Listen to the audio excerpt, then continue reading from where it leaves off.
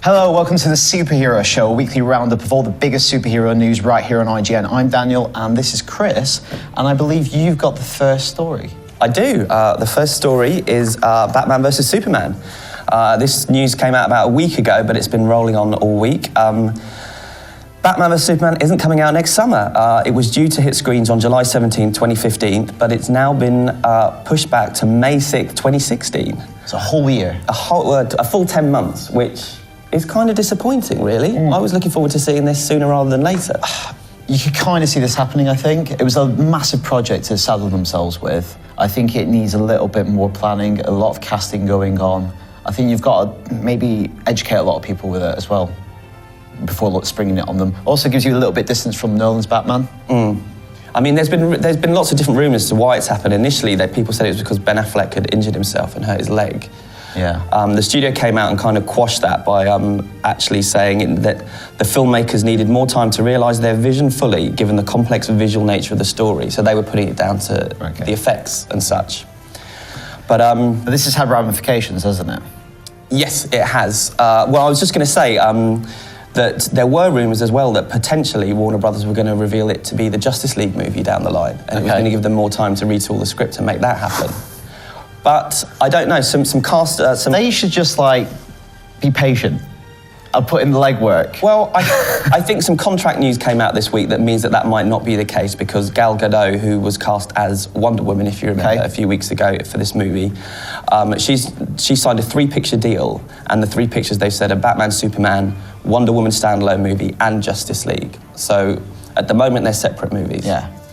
But this has had big ramifications, not only on the 2016 release calendar, but 2015. So in 2015, there's now a space that Marvel have kind of jumped into the recently vacated space, and they're going to relaunch Ant-Man on that day. Yep. Edgar Wright's kind of comedy heist movie starring Paul Rudd and Michael Douglas.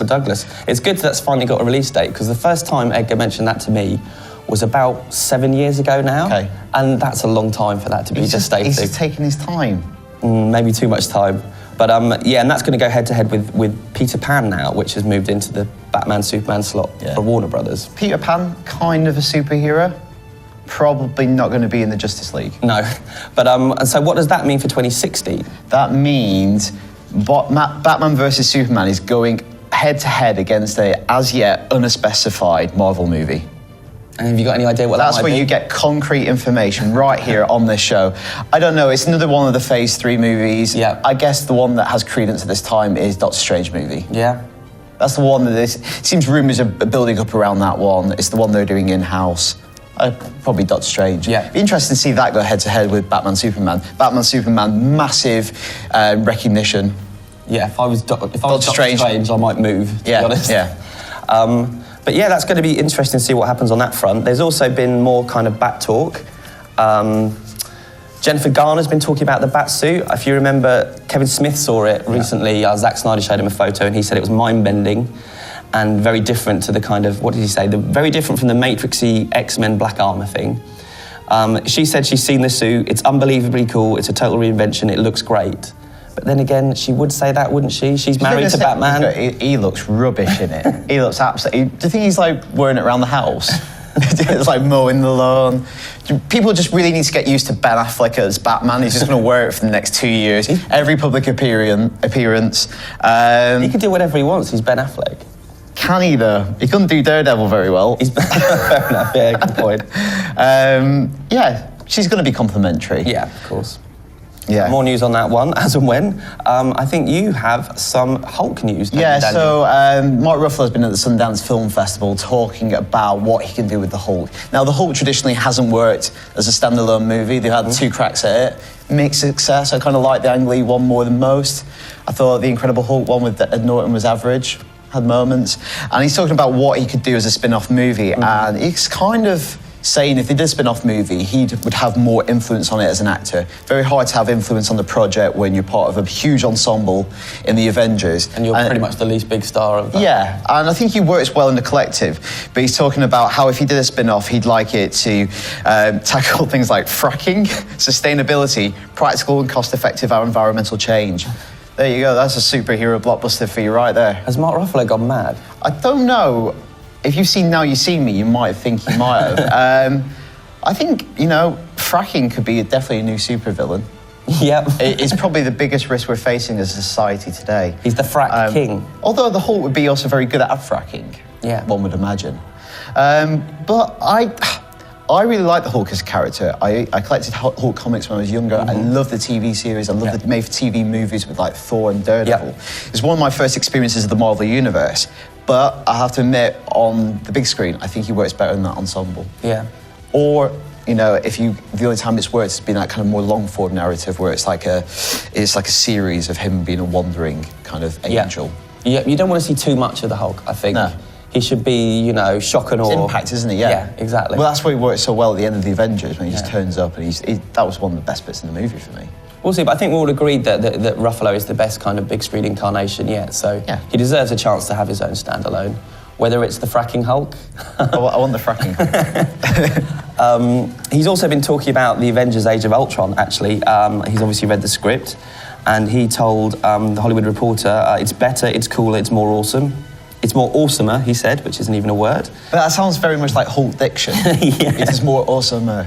I don't know why I did an Arnold Schwarzenegger crap impression, but yeah. But that's kind of the bland quote. He's also said it's a little bit darker than the Avengers, and adds that it's also got Joss Whedon's incredibly witty and sly sense of humour. And that kind of follows up on what Scarlett Johansson said recently, where she also said the script is dark. So what do we think about this? I think dark is one of those easy buzzwords that you circulate a lot around kind of superhero movies and superhero sequels. It's easy to say, it's grittier, it's darker, but that kind of clashes with Joss Whedon's style, which is kind of a little bit lighter. And one of the reasons I think the Marvel Universe has done so well in recent years, and maybe films like Fantastic Four are a little bit ahead of the curve, is that they are a bit lighter, a little bit more jovial. They take it not so seriously. Like, it's great when you have characters like Tony Stark, who can be a mouthpiece for some of that cynicism. Whereas in the DC universe, it's all very somber and it's very po-faced. And it's great that they've distinguished them like that.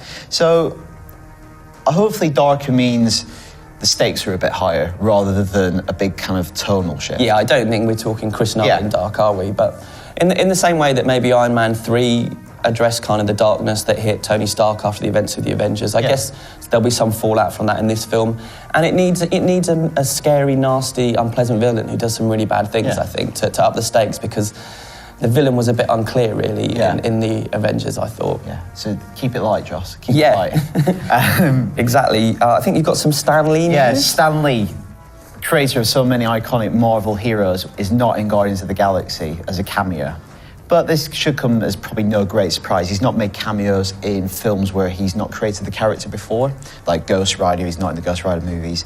Interestingly, he is in the Captain America movie, and he didn't create that character. Okay. So there are kind of exceptions to this rule, but he's not in the Guardians film, even though he did create the character of Groot. Right. But the team, as they are now, is like a 2008 incarnation. And Stan Lee even said, I couldn't even tell you who they are.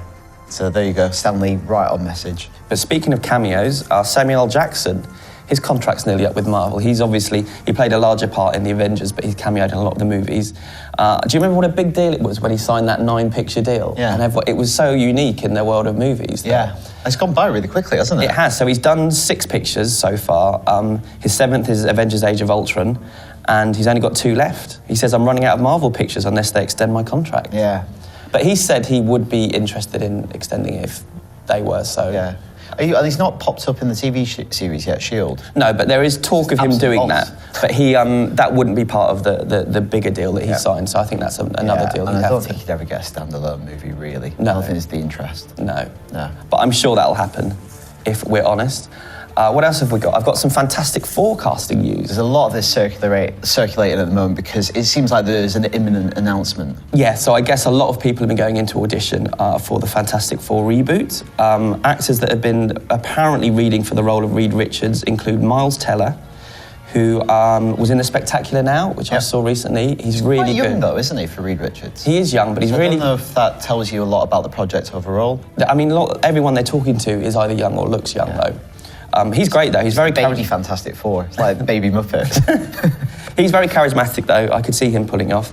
Kit Harington who you'll know as Jon Snow from Game of Thrones, and he's in Pompeii this summer. Yeah, as Sue Storm, so against type. And another one for Reed Richards is Richard Madden, who's Robb Stark in Game of Thrones. So they're obviously watching a lot of Game of Thrones, the makers of fantastic. It's a really lazy casting directors. Just watch Game of Thrones. He's good. And then for the Invisible Woman, they're looking at Kate Mara, apparently, who's recently been in a lot of stuff these days. Yeah, recently been in House of Cards, and Saoirse Ronan. Yep.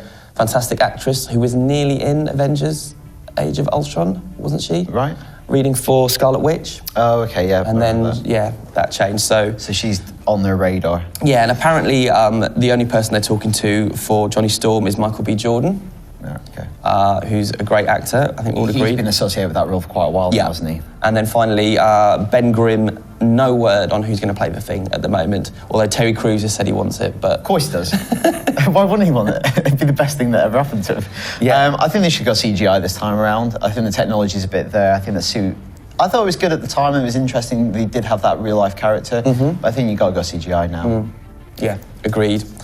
And that's about it for the news, apart from what's coming out not coming out this week, but there was some news about a future series hitting the Blu-ray and DVD, and that's Batman, the TV series, which I'm a huge fan of. Yeah.